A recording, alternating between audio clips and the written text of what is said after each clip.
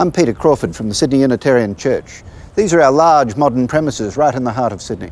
If, like many people, you see churches as bogged down in dogmas, a trifle stuffy, full of heavy worship, then I'd like to present a church with a difference. At the end of this DVD, I'll tell you what we do here, what we stand for, what we represent. In the meantime, have a look at this DVD. See how we celebrate, or as our younger members would say, how we have a party. On this occasion, it's a Bastille Day party. It's one of a number of celebrations we have like this during the year. I'll see you after for a chat.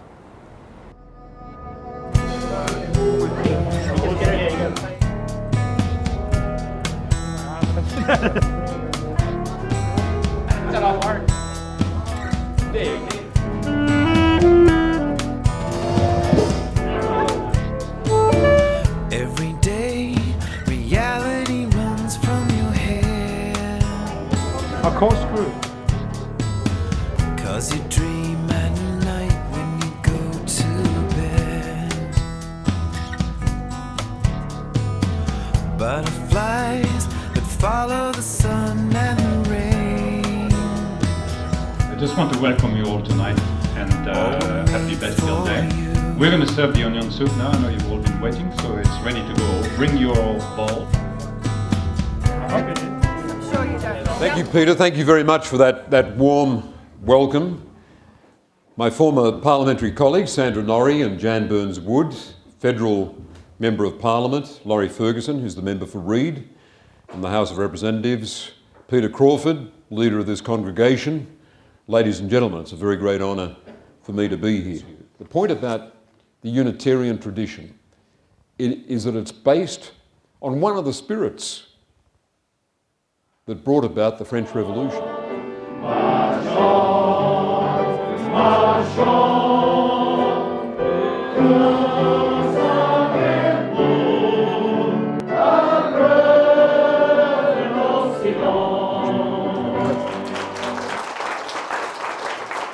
Five wonderfully gifted Sydney musicians to enliven this evening, and let us just pursue the idea of culture in a world that's difficult outside, that's not all that interested in history. And Stephen Whale is the musical director of our church, and we believe that he's the absolute treasure in this church. And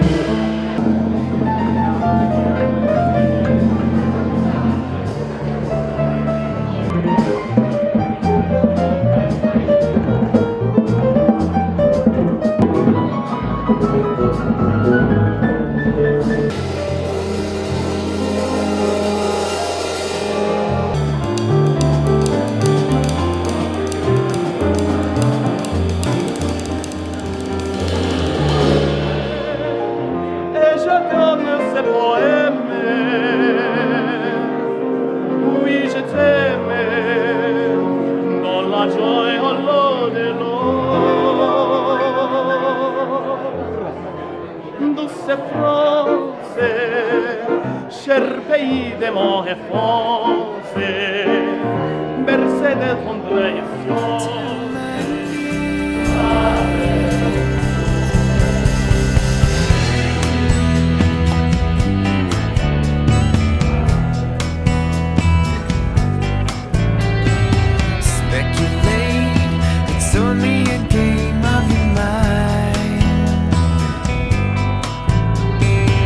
Like a child approaching his seat in the afterlife.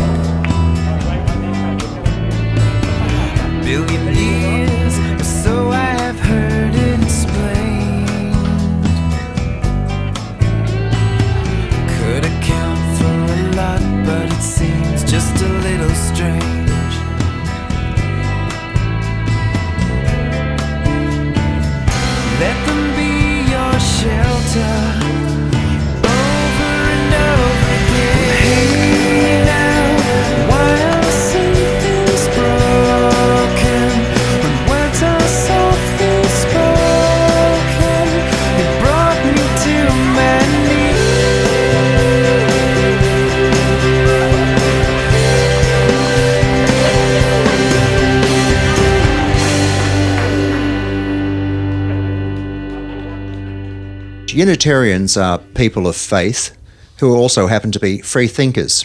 They're people who wish to pursue, who have chosen to pursue their own spiritual path, their own search for truth and meaning in life, outside of traditional mainstream religion. A shared belief in the ideals and principles of reason, freedom, and tolerance. Unitarianism has simply been described as religion with reason and spirituality without superstition. The Unitarian Church, firstly, is a free and independent church. We draw from a number of different religious and philosophical traditions. We actively encourage our members and adherents to think and believe for themselves. We also draw from the insights of science and culture and literature. First thing to note about a Unitarian church service is that it's characterised by simplicity and a total lack of formality. We come together to show reverence for the spirit of life and to build each other up in faith, hope and love. It's got very good values. I like the people at the church, and I just generally think that the church has a lot to offer the community. I like the mix of quite serious or just intense spirituality with just more, laid back ideas about the world. I think it's great. And we can embrace the differences rather than trying to make everyone the same.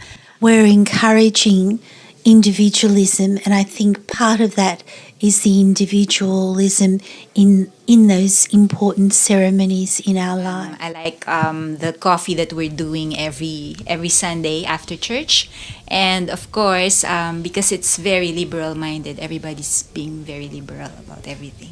Unitarianism is a belief in the single personality of God, in contrast to the doctrine of the Trinity, a belief that stretches back to the Apostolic Age prior to the Roman Catholics' canonization of the Scriptures in 325 AD, and has developed a free-thinking approach to life's mysteries in contrast to the normal dogma of modern religions.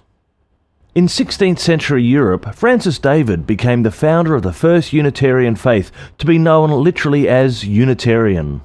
This then spread through Europe, England, and then America.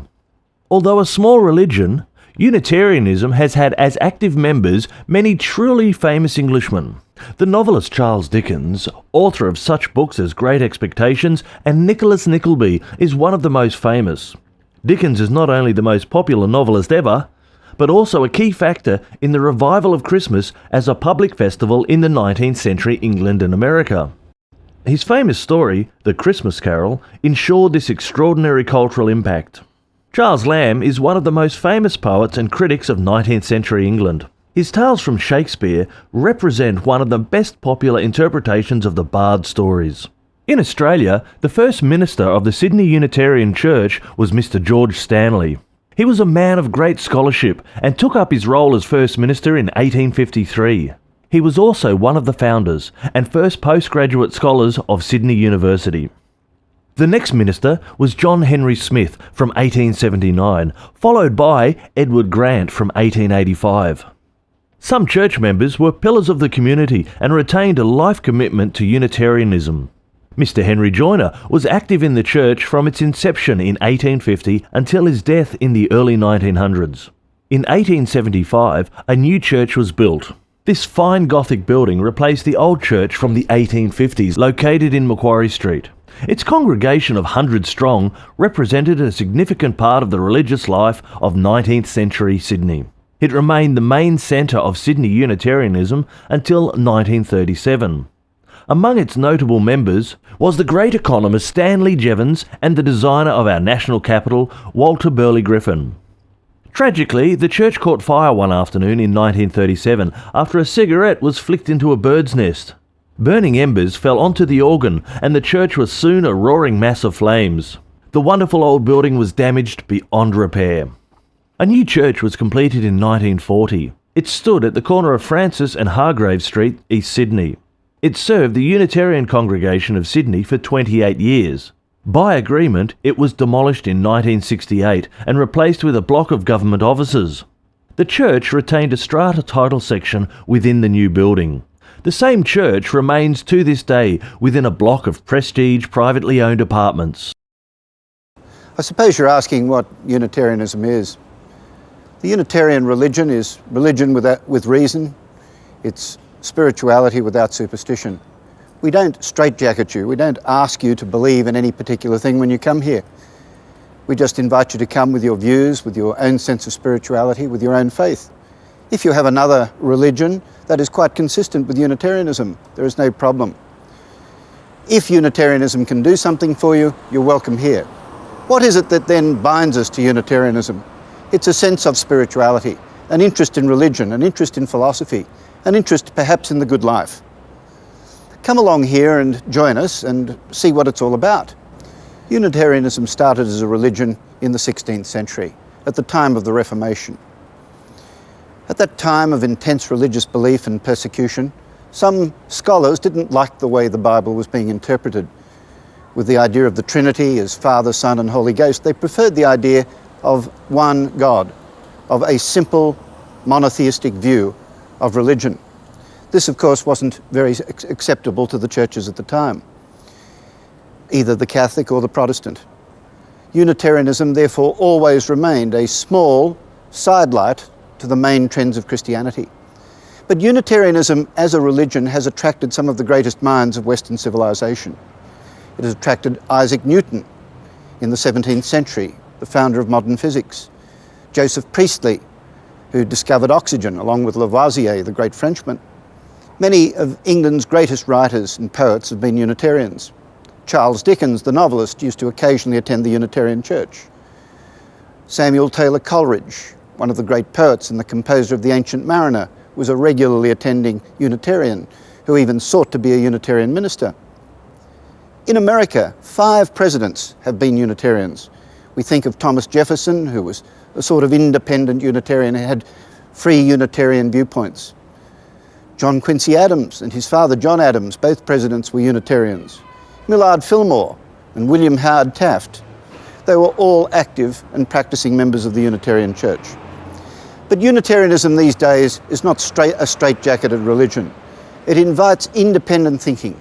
What binds Unitarians together is a humanitarian sentiment. There is no creed in Unitarianism. There is no official line, no set of beliefs that one is expected to adhere to. People come with a free religion. They come with their own faith, with their own sense of identity and purpose. Of course, the one thing that we do expect is that people come with a sense of goodwill. In the early 19th century, Unitarians were active in the anti-slave movement. Joseph Priestley, one of England's greatest Unitarian ministers and activists and the discoverer of oxygen, migrated to America as a result of the pressures in England in relation to the French Revolution, and there was active in the anti-slave movement. Unitarians have constantly sought peaceful solutions to problems. And today, Unitarians are active in environmental issues throughout the world. Unitarianism reveres and respects nature and science. We welcome people here as guests and as members. We do not ask you to forego any current religion that you have or religious faith. We would just like to take an interest with you in common concerns of philosophy, science and current affairs. You can contact us on 9360-2038 or 0416 436 700. Or check us on our website